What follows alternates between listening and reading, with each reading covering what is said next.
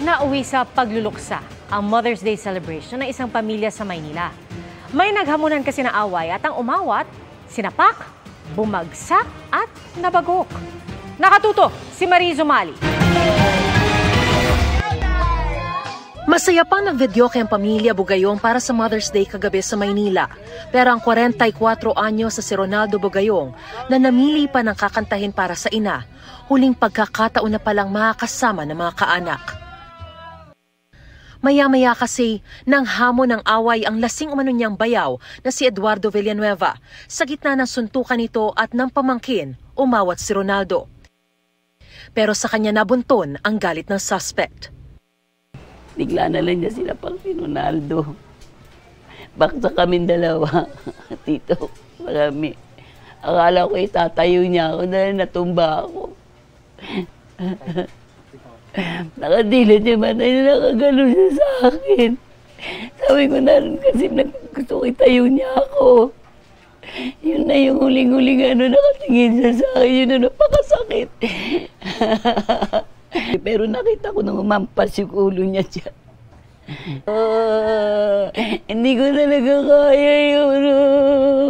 Anong pagkasuntok sa kanya, tumama yung kanyang ulo sa isang nakaparadang motorsiklo hanggang sa bumagsak nga po doon sa lapag, sa pavement, na doon na siya nawalan ng malay.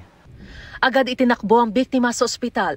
Nirevive pa raw siya nung una pero binawian din ang buhay dahil sa pagkabagok umano ng ulo. Ang ama niya hindi napigilang maging emosyonal. Wala kaming atraso. Hindi naman po ako nakakalimot sa inyo. Bakit ganito? Kapalit. Ano ito? Aminado naman ang suspect na si Villanueva sa nagawa pero hindi raw niya sinasadya. Katunayan nabugbog din daw siya ng pamangkin ni Ronaldo.